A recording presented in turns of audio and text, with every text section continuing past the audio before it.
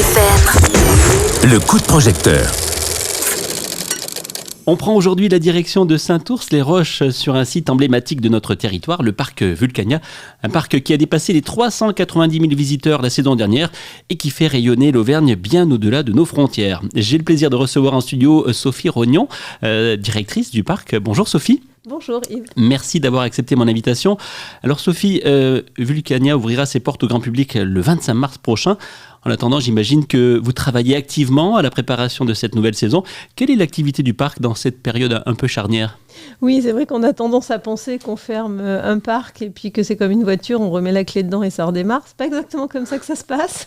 Le parc en intersaison, c'est une véritable fourmilière. Tu imagines qu'il y a toute la révision des attractions dynamiques, les réparations, le cas échéant, la sécurité sur un parc d'attractions, c'est absolument pas négociable naturellement. Et d'ailleurs, nos visiteurs nous renvoient des très bonnes notations de sentiment de sécurité sur le parc et ça, c'est absolument incontournable pour nous, les responsables et les dirigeants de parcs d'attractions, naturellement.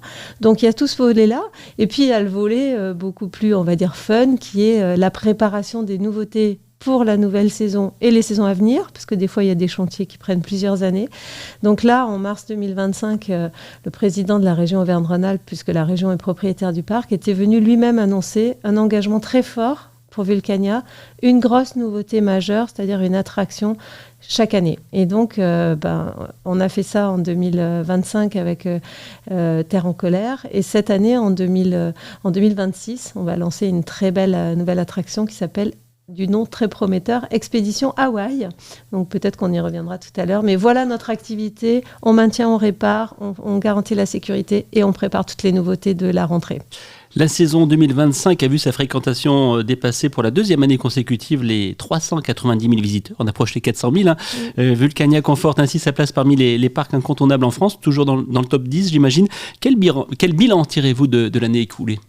Oui, alors on est toujours dans le top 10 des parcs. On a fait l'entrée dans le top 10 depuis 2024, effectivement. On vise pour 2026 les 400 000 visiteurs, comme tu viens de l'évoquer. Et maintenir 390 000 visiteurs en 2025 comme en 2024, c'était quand même un exploit parce qu'on a ouvert moins de jours dans la saison. Les saisons, elles se déterminent en fonction des ponts, donc ça dépend du calendrier. Et tous les ans, ça change. On ouvre entre 206 et 215 jours. Il se trouve qu'en 2025, c'était une journée 206 jours, 2024, 215 jours, et on a fait le même nombre de visiteurs, donc en moyenne quotidienne, on a à peu près augmenté de 4% la fréquentation du parc, donc ça montre l'attractivité, ça montre aussi que la clientèle de proximité revient, aussi parce qu'on a pris cet engagement de renouveau tous les ans de quelque chose de majeur sur le parc. Et on a, je crois, désormais une image qui a beaucoup évolué sur le fait que certains Puy-de-Dômois pouvaient considérer que Vulcania, c'est toujours la même chose. Mais en fait, non. Tous les ans, il se passe vraiment des rénovations majeures. Et ça, c'est un gros engagement, assorti d'investissements aussi conséquents. Et à cet égard, on remercie, bien entendu, nos actionnaires publics et privés qui nous soutiennent. Et puis, le travail considérable fourni par les équipes. Typiquement, on parle sur le parc Vulcania de volcanisme, bien sûr, mais de sciences de la Terre d'une manière générale, phénomènes naturels extrêmes, ouragans, tsunamis, etc., séismes. Et puis, on parle aussi de la Terre dans l'univers. Et à cet égard, par exemple, ce qui explique aussi que le parc ne cesse de croître dans sa fréquentation, c'est qu'il étend sa capacité d'accueil. Et on a ouvert en 2023 le plus grand planétarium de France. C'est quand même à Saint-Ours-les-Roches, à 15 minutes de la place de Jaude, qu'effectivement, on a la chance d'avoir ce magnifique équipement, un grand dôme de 22 mètres de diamètre. Donc, c'est tout ça aussi, quand je parlais d'investissement et d'un engagement, tous les ans une nouveauté majeure. En 2023, le plus grand planétarium de France qui arrive sur Vulcania, c'est une nouveauté extrêmement majeure. En 2029, on aura à nouveau une grosse extension du parc. En 2028, on va ouvrir des écologes pour que les gens puissent rester séjourner sur le parc. Ça nous est de plus en plus demandé. On se rend compte qu'on vend aujourd'hui de plus en plus de billets 2 jours, puisque notamment dans la programmation d'été, c'est difficile de faire la totalité du parc parcs en un jour parce que l'offre est très riche. Donc voilà, pourquoi aussi le parc augmente en fréquentation, c'est parce qu'il y a des vrais investissements en face qui expliquent cette croissance. Dans ce programme d'investissement, c'est ce que je te disais à l'instant, c'est-à-dire qu'il y aura cette extension du parc en 2029 avec une grosse attraction majeure qui va arriver, de l'Acabie du planétarium qui avait été lancé en 2023, mais il est trop tôt pour que je t'en dise encore plus sur quelle sera cette attraction. En tout cas, elle sera très forte en sensation et en émotion également.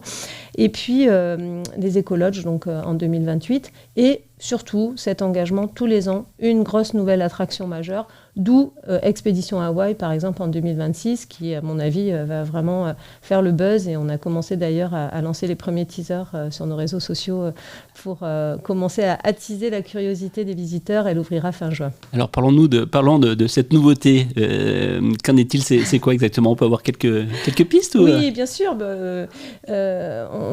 Tu sais que le parc Vulcania, à son origine, c'est les célèbres volcanologues Maurice et Katia Kraft qui effectivement ont suscité cet engouement autour de la création de ce parc à terme de loisirs et d'attractions. Et donc ils avaient un rêve fou, Maurice et Katia, et surtout Maurice d'ailleurs, qui était un peu plus casse-cou que Katia peut-être, son épouse volcanologue. C'était de construire un canoë en titane pour pouvoir aller descendre les coulées de lave. C'était son grand rêve. Et donc, Expédition Hawaï, on exauce ce rêve que malheureusement, eux n'ont pas pu réaliser, puisque en 1991, malheureusement, ils sont décédés sur une explosion au Japon d'un volcan.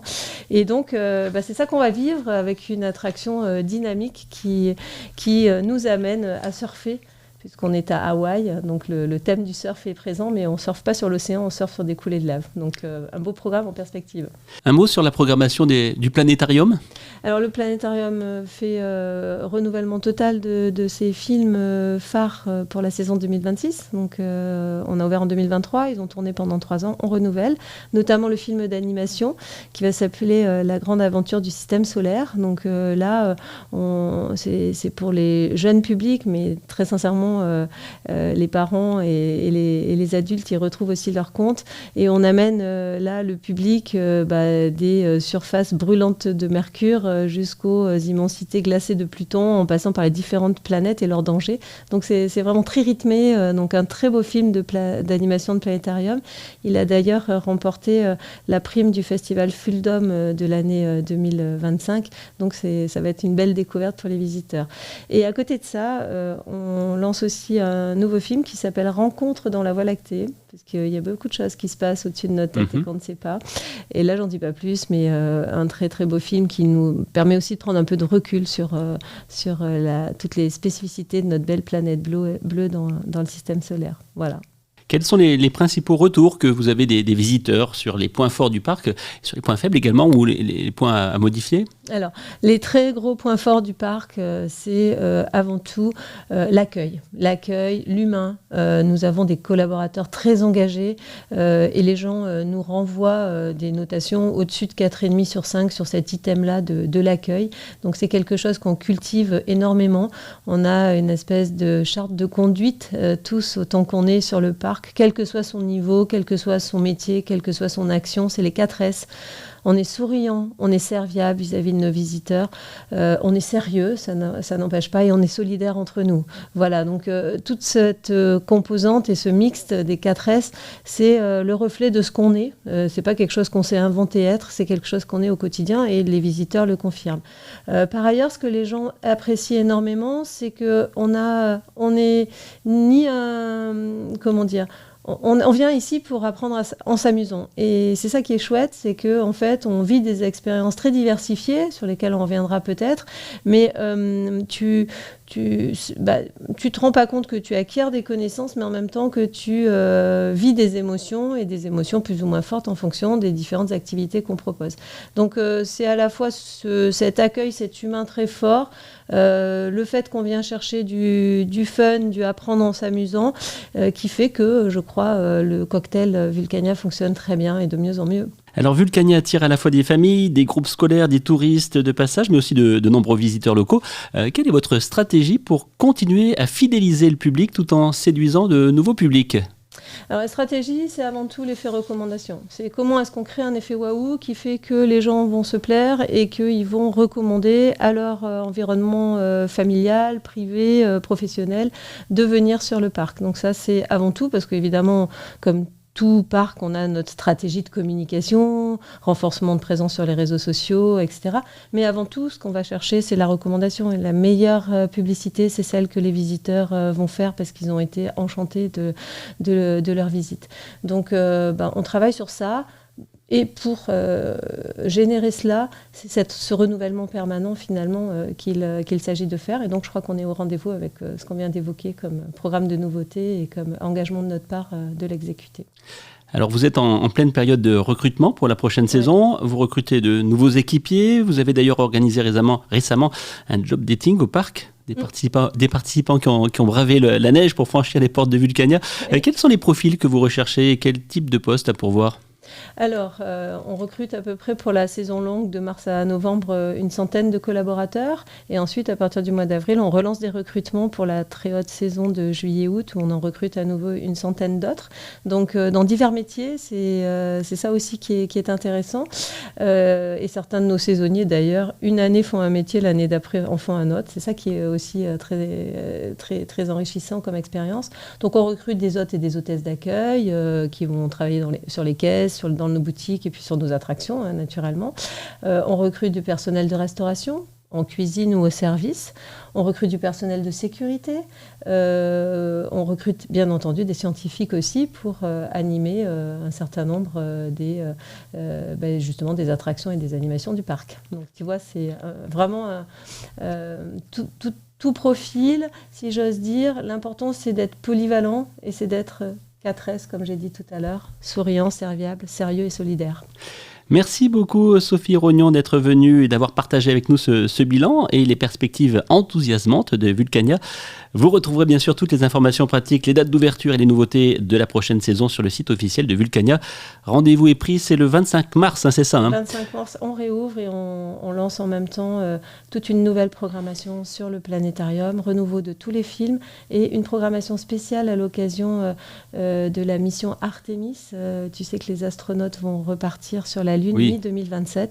Donc on est au rendez-vous avec pendant 6 semaines à l'ouverture un grand focus sur ça. Je serai impatient de vivre également ces expériences. Merci beaucoup Sophie Rognon. Avec plaisir, à bientôt.